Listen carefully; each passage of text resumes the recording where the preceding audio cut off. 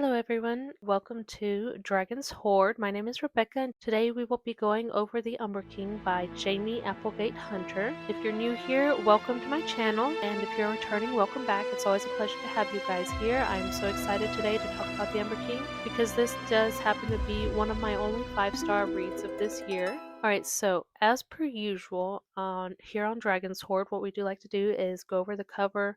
I will leave a picture of the cover that I was looking at when I read it up here in the corner somewhere, just because when I did read The Umber King, it was through Kindle Unlimited. This is non-sponsored, by the way. And because of that, I don't have the physical copy of the book, otherwise I would show you guys. So I'll just have to leave an image up here in the corner while we talk about the cover review. Alright, so the cover itself does have an interesting concept, seeing as it does portray our shadowy main male character. So of course, because of this, we are going in with dark tones, shadows on the outer edges, which does bring the eye into the center of the cover. We do have a lot of grays and blacks and some silver, and I do like the concept of having him placed behind the throne. However, there's just something about the angle of like the twist in his neck. I don't know. Something weird's going on right there, and it kind of just gives me the uncanny valley effect. It looks human, but then again it doesn't, so I just find that a little unsettling, that curve of his neck. Now, going on to the throne itself is a work of art. It is beautiful, it's aesthetically pleasing, it does draw the eye in, it does have a lot of visual weight that draws us in, with sharp angles and very intricate details, which we don't see that often. We don't see very detailed images like you would expect that we would. So just from the vibes that we get off of the cover, we do expect the Umbra King himself to be very cold, very cruel, calculating probably. That's just the vibe that the cover gives us. The lettering of the title of the book is both bold and sleek at the same time, so I do like that. It does add to the visual weight of the cover. One of the things I do like about this cover is the fact that cover itself gives away no spoilers of what we could even begin to imagine what's inside of this book. Like, we just know that we're going to get to know this main male character who is the Umbra King, and that he rules something. We aren't sure if he rules a land, a realm, whatever. We're not sure exactly what he rules, but we do know he is a ruler. Of course, it says Umbra King, so we would expect he rules something. Because it doesn't give any spoilers away, really, and you just get excited for the read to find out like what's going on, what's this story about, then for this cover, I do give it a 4 out of 5 stars. I believe it is one of the better covers. Alright, so now we're going to go ahead and go into our synopsis before we keep talking about my thoughts and opinions on what the Umbra King read was like. So we start our story off by following around our female main character. Her name is Aurora Raven, or as she's known throughout the book, Rory. And we just follow her around. We get introduced to her friends, to her family, to the important people in this book. Right, so I think I'm going to have to bring out the handy dandy binder. I was trying not to, but it looks like that's impossible because I can't see. Alrighty, as I was saying, we get to follow Rory around. She goes about her day-to-day life. We're introduced to her friends, to her family, and then we also learn a little something something about Rory. So Rory just so happens to be a vigilante. So I will let you know this review is going to have spoilers just because I enjoyed this story so much. There's no way I could do a review on it without giving away spoilers, because I do want to go a little further into detail than I would if I wasn't exactly the biggest fan of the book. So Rory became a vigilante killer after her twin sister was murdered.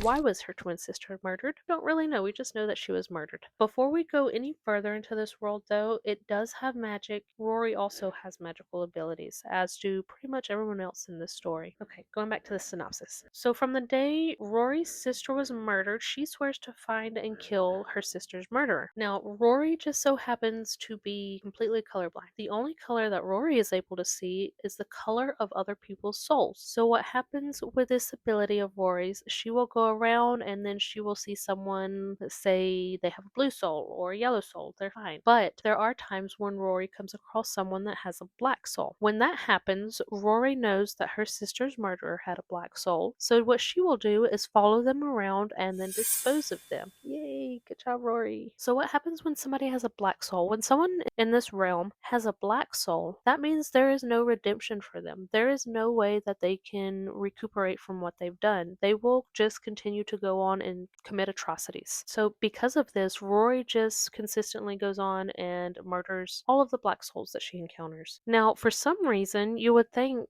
that Rory's soul itself would turn black, but because she is murdering murders or whatever they do that causes them to have a black soul, because they're already black souled, Rory's soul only turns gray. It doesn't actually turn black. So this actually ends up saving Rory, and instead of being completely condemned to hell, Rory is just sent to what is known as the prison realm, which is Vincula. I hope I'm saying that right.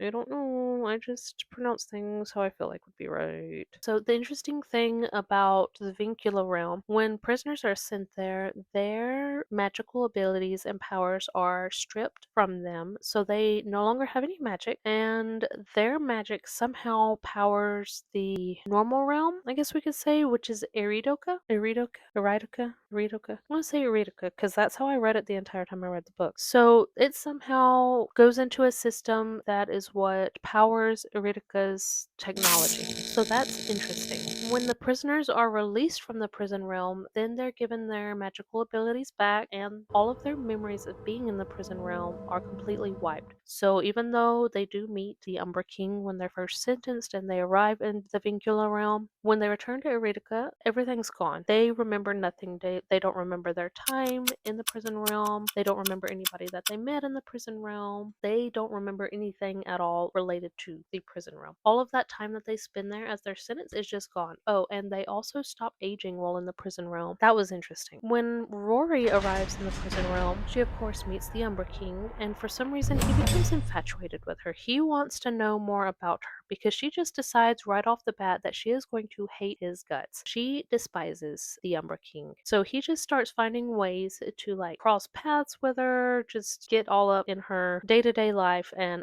try to get to know her. So ever so slowly she starts to come around and she starts to get to know the Umbra King a little better. And then we also get introduced to another antagonist that really just wants to make Rory's life absolutely miserable as she possibly can. But she also almost kills Rory by getting other people involved. Now remember, people in the prison realm do not have magical abilities. So we can talk a little bit about what Vincula is like. The conception that everyone has in Eridica is that the prison realm itself is absolutely terrible, that the prisoners are treated badly, they're thrown in cells, they're tortured, they just have all of the bad ideas about this prison realm. However, it is not like that, which I found very interesting. The people, when they go into the Vincula realm, they're surprised when they get there because they still have their memories from Eridica. It's just when they leave that they lose all memories of being in the prison realm. When they get there, prisoners are treated well, they're given free food, they have housing, they can either live in the castle or they can live in large apartments that is provided for them. There's a little town, there are shops. The prisoners do have to work every day or almost every day. They do have jobs that they have to take care of. They're just mundane jobs, really, like cooking, cleaning, washing dishes. Some of them have shops that they tend to, bakeries, things like that. It's really just basically a little city, a little town. I wouldn't call it a city. It's a town where all of these prisoners are at. And then if there are days where they aren't working, then they're allowed to go out. They're not like locked in their apartment or locked in their room in the castle. They can go to the town. They can buy things. They can buy clothes. They can buy food. They can even get drinks with their prison buddies. So that's pretty cool. I liked the concept of that for this book. It was very interesting. While Rory is here in the Vincula realm, she does end up finding that she is attracted to someone and eventually gives in to this draw that she feels for this person. When this happens, something special also happens. Remember, Rory is colorblind. Rory has never seen a color a day in her life except for seeing other people's souls. And when this happens, Rory is told that she is what is known as an Eternum. What this means is that she is the soulmate of a very, very powerful being. So we do get a little bit of the fated mates trope in the Umbra King, but it is done surprisingly well, and it is a surprise. It's not like it's thrown in our faces immediately, and it's not corny like some of the other fated mates tropes that we do see in some of the more contemporary fantasy fantasy romantacy books, or anything like that. So as the plot thickens, because of course we can't just have like, oh, you're sent to jail, prison realm, go back. Rory is sent back to Iridica to be able to care for her quickly declining mother, who just happens to have some complications from her magical ability. Rory was supposed to have served 500 years in Vincula. She only served a few months out of her first year before she sent back here for her mother. Alright, so now we're going to talk about the magic system in this realm. It is unique. It does have a lot of intricacies in it. In Iridica, the umbrella term for all of those that possess magic is mystic. So that just encompasses everybody that has magic. It's not just one person that they call mystic, like a wizard is a mystic. No, that it is everyone that has magic. So with that umbrella term, then we also have the divisions beneath that umbrella, each slice of the pie, I suppose you could say. So each mystic in Iridica has their own special ability, and the magical power itself is known as having the essence. This essence is what powers the technological system of Iridica, like we mentioned previously, whenever someone is sent to the prison realm. And just so we know, like the prison realm, their sentences aren't just for like 1, 2, 10, 50, 15, 15, 50, 100 years. No, these go hundreds of years to even further along than that, okay? When that happens, since the prisoners themselves aren't aging during their time in the prison realm, in Iridica, everyone, their family, everybody, they're aging normally. So when they get out of prison, things have changed, their family is dead, their friends are dead, and it's just a greater impact once they're back home. So that's terrifying. All right, now going back to the magic system. So before we go over the types of mystics that are in the realms, we do have to go over what realms this series encompasses. So in this series, there are 4 realms. The first one being Iridica. This is what's known as the Light Realm. And this realm, of course, is ruled by, you guessed it, the Light King, who is also known throughout the books as the Lux King,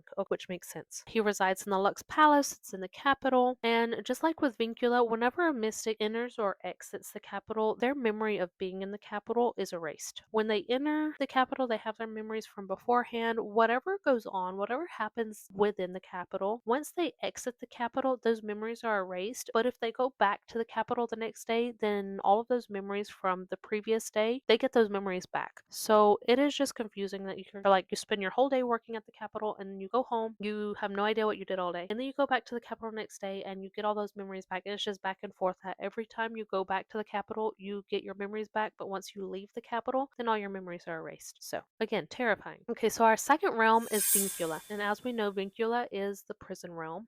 It's also known as the Dark Realm and is ruled by, of course, the Umbra King, which is who our main focus has been on throughout this series. This realm in and of itself has no essence, and because of not having any essence, it has, of course, no magical power. And this is just because the prisoner's essence is stripped and sent to power Iridica once they enter Vincula. And just like the capital, Vincula is also enchanted so that whenever the prisoners leave the realm, then they lose all memories associated with Vincula. Our third realm, we don't really see much of this realm within the Umbra King, but we do see a little bit of it. The third realm is known as the Aether, and this is a realm where what are known as the Seraphim reside. And this is where the good go when they die. That's all we really know about the Aether. The fourth and final realm, of course, is Hell, because instead of being sent to Vincula, then you could automatically get sent to Hell if you have a black soul or if the Scales of Justice decide to do so. This realm is created by a separate entity, a separate group of Seraphim, than those that created Iridica, Vincula, and the Aether. And this realm is ruled by a being known as Orcus. We don't really learn much more about Orcus or Hell throughout this series. The only thing we know, this is where the wicked souls are sent and they are kept. When they die, this is where they can get sent and be condemned by the Scales of Justice directly, like a black soul. If they've murdered somebody and their soul is black, then she will send them directly to hell. So now that we know about these 4 separate realms, now we can talk a little bit about all of the different types of mystics that there are. I'll try to keep their descriptions brief. Some of them do have familiar names, but some of them do have special names for what they are. are, so they can be a little tricky to remember while you're reading. I would recommend, if you're reading this series for the first time, that you go over it and maybe have a sticky note or a notebook where you write stuff down and just write down like the name of that mystic and what their powers are, what their appearance is like, because some of them have very specific appearances, like we'll go over in just a second. And a very important detail, each mystic has a little mark behind their ear, which says what kind of mystic they are. But there are a few mystics that do not have this mark, and those happen to be the royals. Royals do not have mystic marks behind their ear. And the last thing we should know before we talk about the mystics themselves, a mystic's ability is not hereditary. So you could have two mystics and expect the baby to get one or the other's abilities. That's not how it works. You have two mystics, they have their baby, and then the baby has their own essence, their own type of mystic. So our first mystic that we're going to go over is the Atiks. The Atiks are large in stature with small bull-like horns on top of their heads. They have a very pure nature. So in general, the Atiks are the only ones that are allowed to be any type of enforcers due to the difficulty one would have in corrupting them and getting them to be bribed or anything like that. Like, these guys are just straight and narrow all the way, okay? The next that we have are the alchemists. This one seems pretty straightforward. We know of alchemists from other contemporary literature, TV shows, things like that. These are the only mystics that can perform spells and create potions. We also have angels. Angels are physically stronger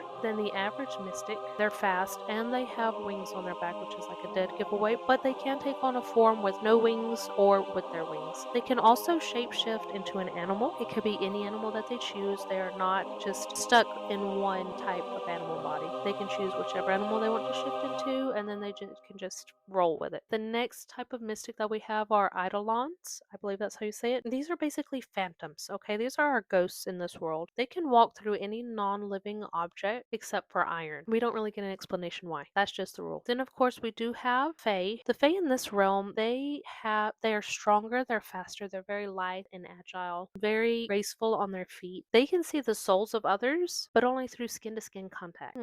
Sounding kind of like Rory, but she doesn't have to touch anybody to see their soul. And their ears are mostly normal. They just have a very slight teeny tiny point on the very tip of their ears. Our next kind of mystic in this realm are marrow. Marrow are a bit funky. Marrow are troublesome. Marrow are the type of mystics that can capture people's souls when they die. So this is a problem because they would capture people's souls to be able to elongate their own life or to cure someone, to cure themselves, but it would come at the cost of murdering someone else and capturing their soul. So marrows are required to take a potion every month that binds their abilities so they can't capture souls. The potion itself lasts for 2 months, but just in case a marrow tries to like skip one of these potions, then they're required to take it every month, and that gives our enforcers, the Atiks, time to look for them during that month the potion's still working before they start causing mayhem. The next kind of mystic we have is Munin. These type of mystics are able to manipulate memories. Typically the Munin, they decide to live on a compound outside of the capital, outside of any other residential area for mystics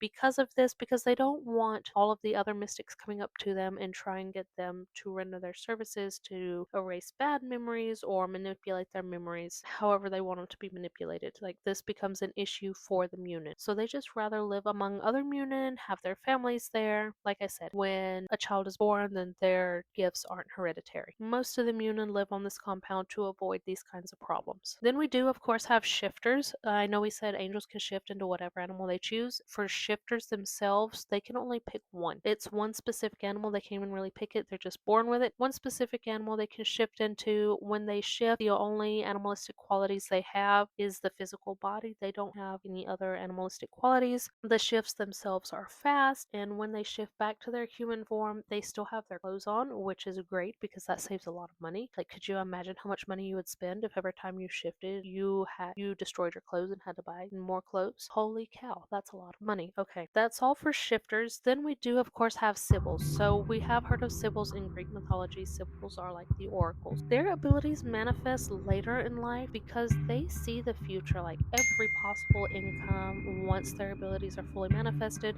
it begins to take a toll on their mental state, and then they mentally begin to deteriorate. They need someone to take care of them full time, and then they usually go crazy. So that's very sad. Then we have Visitants. Visitants can control moods by skin to skin contact, so it's very similar to the Fae and a little similar to the Munin, but just that Fae, it has to be skin to skin contact. Munins can manipulate memories, and Visitants can manipulate moods and emotions. Then we have the Seraphim. So Seraphim are also a class of angels, but they're celestial beings with one set over their backs, one over their face that covers everything except for their eyes and mouths. I'm not really sure how that works. How do you like get one set of wings to like go? I don't know. And then of course one set covers their legs. These Seraphim, they're the creators of the realms, and they reside within the Aether. And they also do not possess mystic marks like the Royals, so that's interesting. And then we finally do get down to the Royals. The Royals are mystics that are destined to rule the realms. They do not possess mystic marks like we mentioned before, and the Royals that we know of within these realms are the Lux King or Queen. They're the rulers of Eridica, and they control light. Then we have the Umbra King or Queen. They're the rulers of the Vicula realm, and they control darkness and shadows. Typical. We have the Scales of Justice, which are mentioned within the book. They're the final judge, so they can see the souls of lesser mystics and judge whatever transgression they've had, and then when gazing upon their soul, they can decide the perfect punishment for that mystic, for the accused crime. So that either is going to Vincula or being sent straight to hell. If they're sent to Vincula, then they know exactly how long their sentence should be. Alright, so now we're going to go over a little bit of my thoughts and opinions about the Umbra King overall. So there are a lot of details, there's a lot of intrigue going on. It is a dark fantasy romance, and it's impossible not to fall in love with the characters and their unique personalities. This is one of the things I really enjoyed about this book, is that each character had their own unique personality, and it didn't bleed into the other characters' personalities or seem like each character was bouncing off of each other. Each character had their own personality, they were their own person, so it just made things seem more realistic, like you were seeing people on the street or when you go to work and you see people with their own personalities doing their own thing, you know, everybody with their own vibe. So I really enjoyed that. Because of these unique personalities, we do see also their unique backgrounds, where they come from, their experiences, and then also it interconnects within the storylines, how each person, their personality, their background fits into the storyline and helps bring it along, helps develop